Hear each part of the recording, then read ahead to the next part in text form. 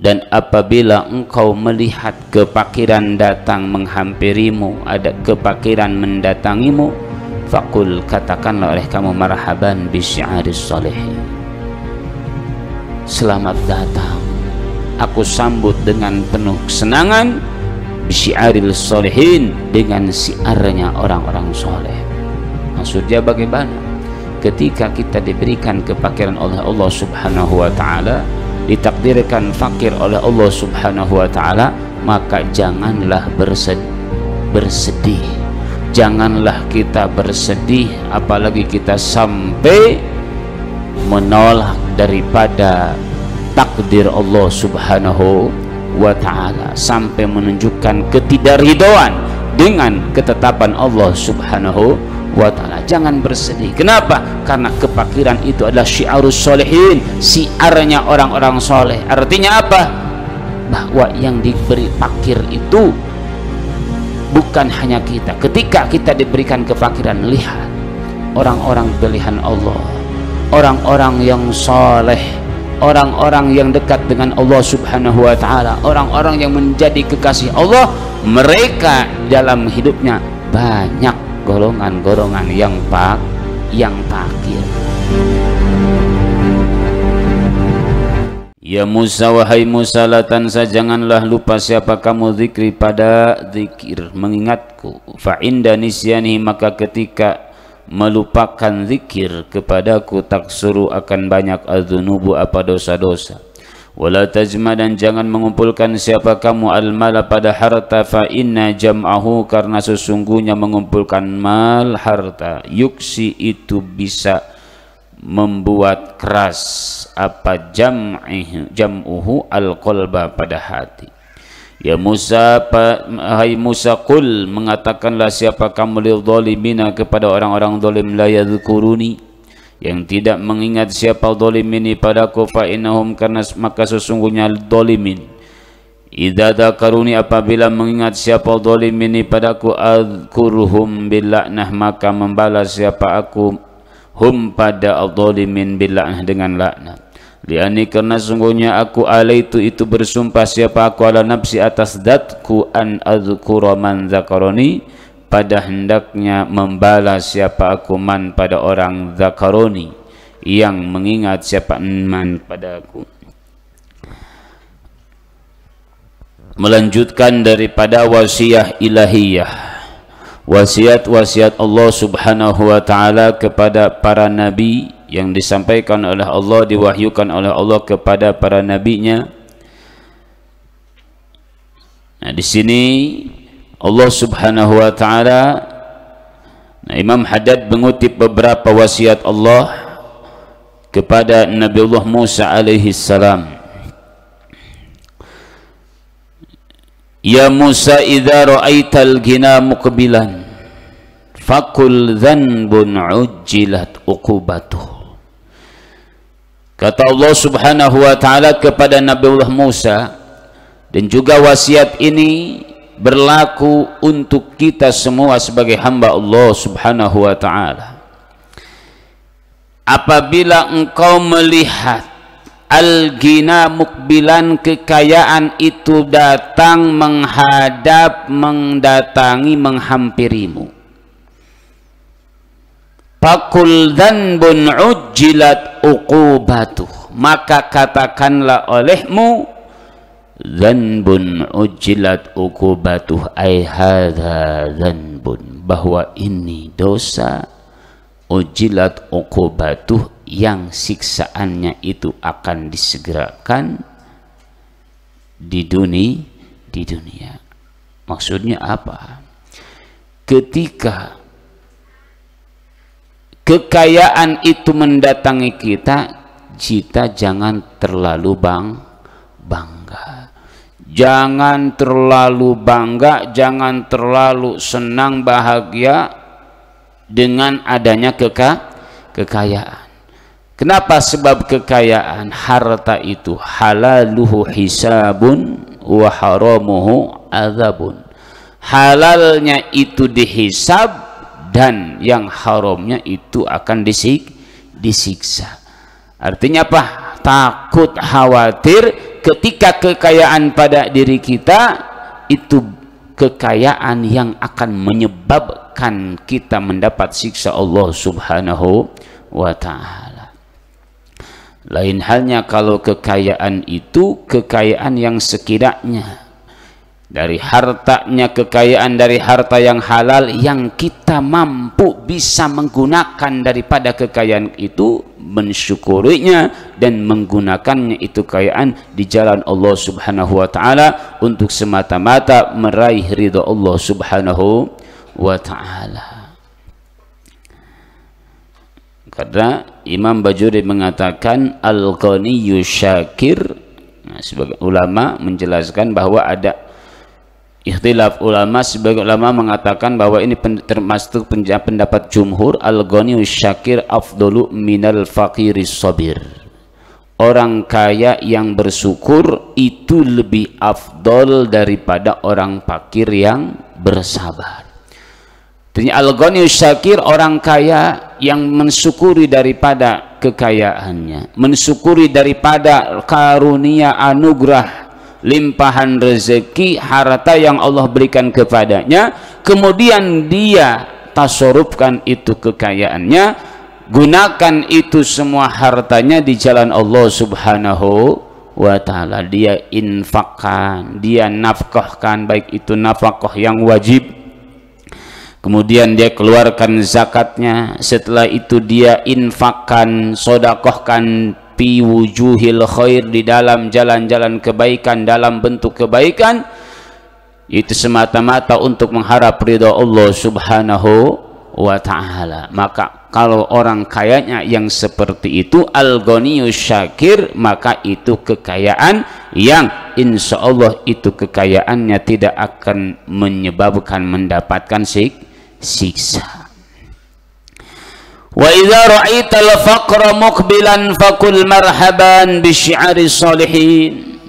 Dan apabila engkau melihat kefakiran datang menghampirimu, ada kefakiran mendatangimu, faqul, katakanlah oleh kamu, marhaban bi syi'ari sholihin, selamat datang, aku sambut dengan penuh kesenangan, bi syi'aril sholihin, dengan siarnya orang-orang soleh.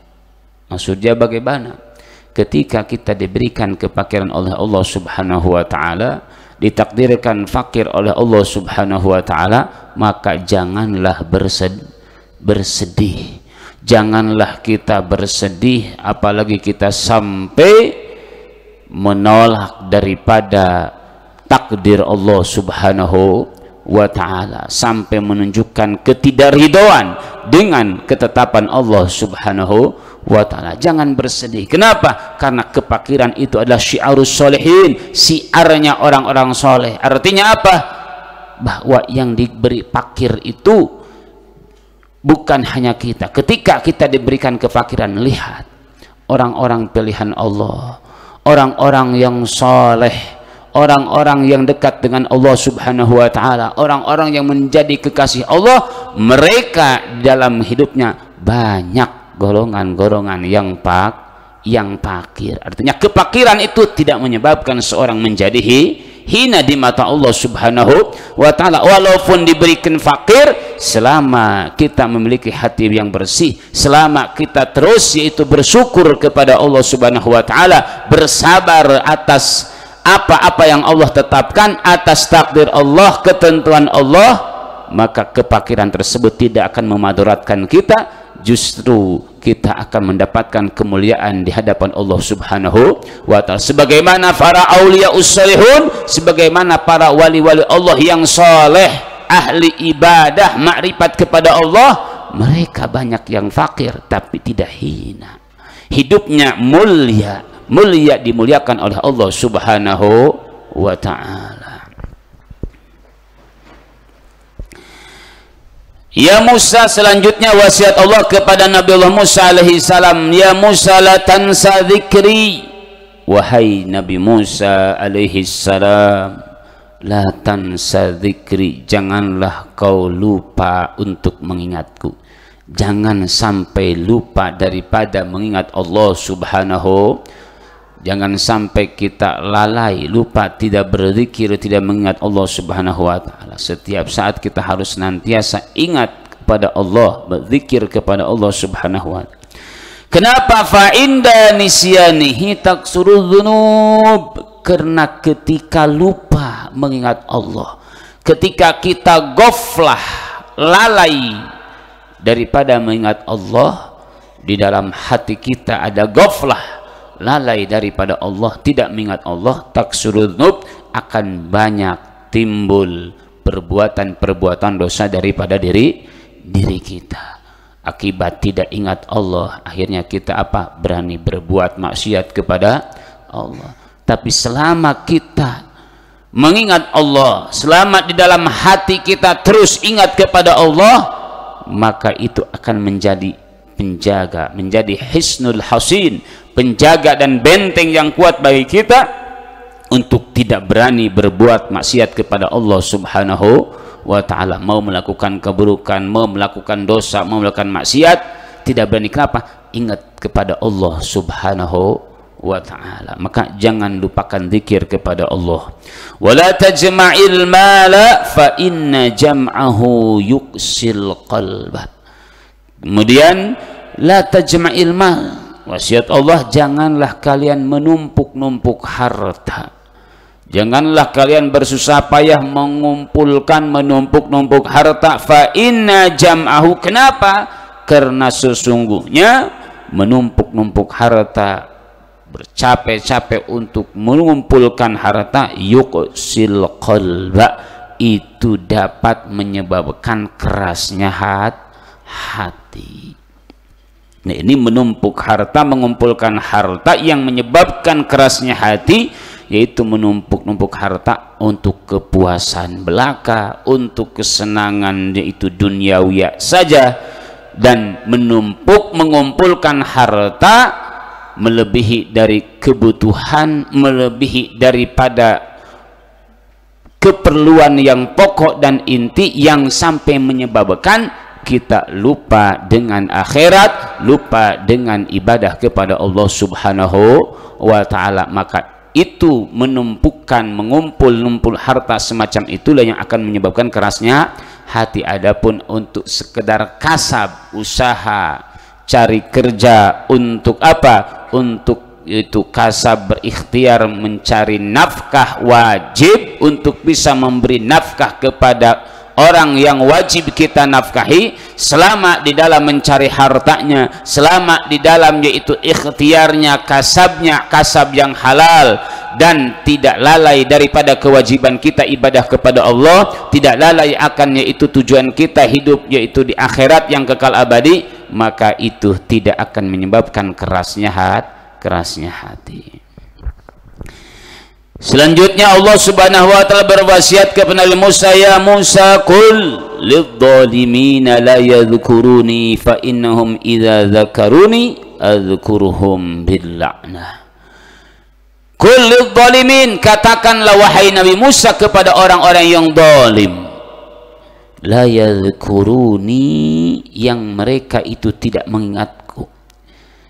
Fa innahum idza dzakaruni adzkuruhum bil la'nah.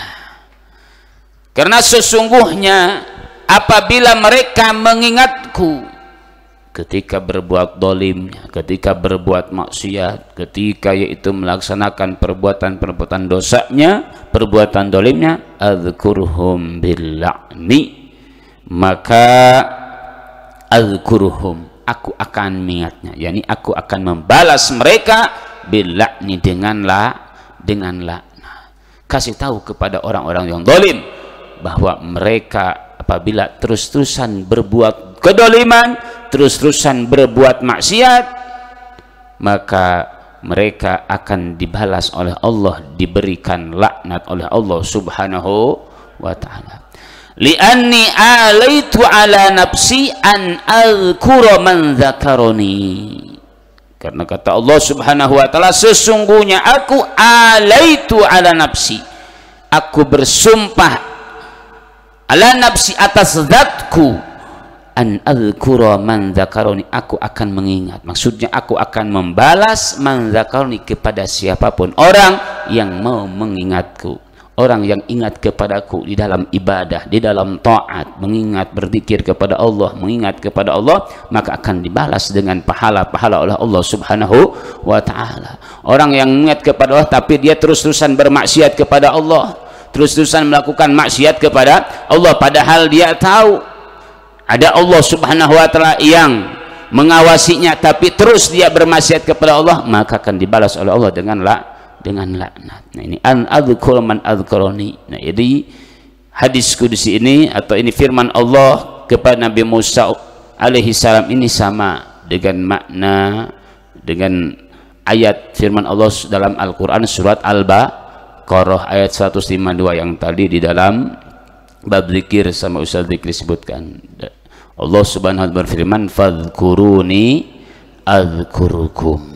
Ini perintah Allah kepada kita untuk senantiasa kita banyak berzikir kepada Allah Subhanahu wa taala, untuk kita senantiasa terus-terusan ingat Allah Subhanahu. Fadhkuruni, kata Allah, berzikirlah kalian kepadaku, mengingatlah kalian kepadaku, adzkurukum, maka aku ingat kalian. Maksudnya aku akan ingat kalian sebagaimana dalam tafsiran ujazikum, aku akan membalas daripada zikir kalian. Jadi kalau dalam ilmu bade itu disebut bade musyakalah, itu jadi al-fadhkuruni al-kurkum. Nah, sama dengan hadis kudusi yang diriwayatkan dalam hadis sahih yang tadi juga ada di dalam bab zikir, ana inda dhanni abdi bi hina yadhkuruni fa in dzakarani fi nafsihi dzakartuhu fi nafsi wa in dzakarani fi mala'in dzakartuhu fi mala'in khairin minhu. Dalam riwayat yang lain, man dzakarani fi nafsihi dzakartuhu fi nafsi wa man dzakarani fi mala'in dzakartuhu fi mala'in khairin min mala'i. Bahwa Allah Subhanahu wa taala memberikan jaminan, memberikan itu janji kepada orang-orang yang selalu mengingat kepada Allah, yang selalu berzikir kepada Allah. Kata Allah, siapa orang yang berzikir kepadaku, man dzakaroni fi nafsih, barang siapa yang berzikir kepadaku di nafsih, di dalam dirinya, artinya berzikir dalam kesendirian, berzikir dalam kesunyian, berzikir dengan zikir yang sir, hanya dirinya sendiri yang tahu, dia itu sedang berzikir kepada Allah. Nah, yang sebagaimana para ulama mengatakan ini yaitu merupakan dzikrul khafi, zikir yaitu menyendiri. Maka apa pahala jaminan dari Allah? Dzakartuhu fi nafsi. Kalau kita berzikir kepada Allah secara sendiri, zikir sir, zikir khafi, zikir kepada Allah, orang nggak tahu kita lagi berzikir, atau kita zikir di tempat khalwah, di tempat yang sepi sendiri, zikir kepada Allah, maka dzakartuhu fi nafsi, kata Allah, yakni aku akan memberikan balasan kepadanya, memberikan pahala zikir kepadanya fi nafsi, ay la utalli'u alaihi ahadan siwaya goiri, aku beri pahala orang yang berzikir sir, berzikir khafi, berzikir secara sembunyi-sembunyi, berzikir yang dengan sendirian tanpa orang tahu, di tempat yang khalwat, tempat yang sepi. Aku berikan pahala orang yang berzikir tersebut dengan pahala yang tidak ada yang tahu selainku, kata Allah Subhanahu wa taala. Kemudian wa man dzakarani fi mala'in, barang siapa orang yang berzikirnya dalam satu jamaah, dalam satu riungan, yakni zikir jahar, zikir bersama-sama, sama seperti santri setiap pada sholat zikirnya jahar, zikirnya bersama-sama berjamaah, maka kata Allah, dzakartuhu fi mala'in khairin minhu, maka aku akan mengingatnya. Maksudnya aku akan memberikan balasan, aku akan memberikan pahala kepada mereka-mereka yang berzikir secara berjamaah, berzikir dalam satu riungan, berzikir secara jahar berjamaah.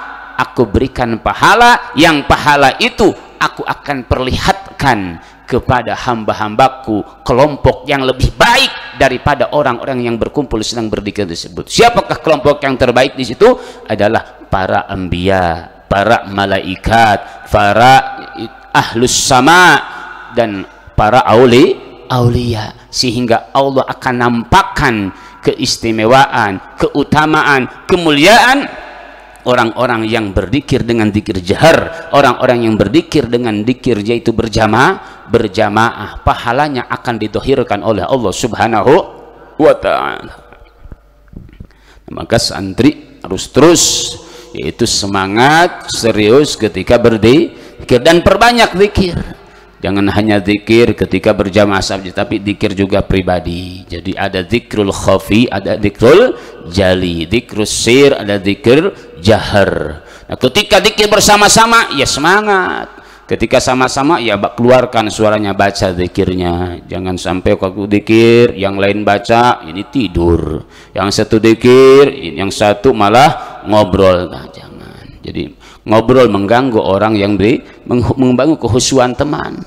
Jadi ketika zikir berjamaah baca zikir berjamaah bareng-bareng. Ketika zikir sendiri zikir yang khusu, yang khudu.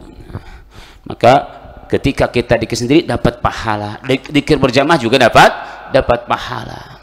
Dan bahkan dalam Al-Qur'an Allah berfirman udzkurullaha dzikran katsira, bahwasannya kita akan berzikir itu dengan zikir yang banyak. Artinya terus selalu memperbanyak zikir kapanpun, qiyaman wa qu'udan wa ala junubikum, mau berdiri, mau sedang duduk, mau sedang berbaring, sedang tidur, mau di masjid, mau di rumah, di mana, terus jangan sampai lupa untuk mengingat Allah Subhanahu wa ta'ala. Wa auhallahu ila ba'di anbiya'ihi alaihimussalam. Selanjutnya Allah Subhanahu wa ta'ala berwasiat dengan mewahyukan kepada sebahagian daripada para nabi Allah Subhanahu wa ta'ala alaihi wassalatu wassalam.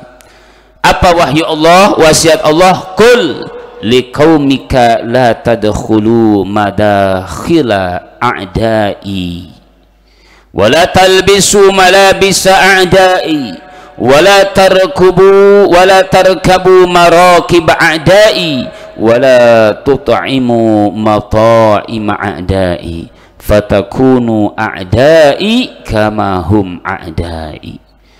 Qul, katakanlah olehmu wahai Nabi, liqaumika kepada kaummu, kepada umatmu, la tadkhulu madakhila a'da'i, janganlah kalian masuk ke tempat-tempat masuk musuh-musuhku.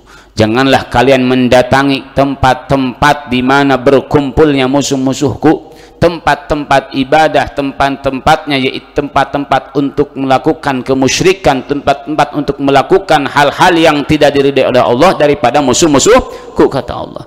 Wala talbisu malabis al-a'i, dan janganlah kalian memakai pakaian-pakaian musuh-musuhku.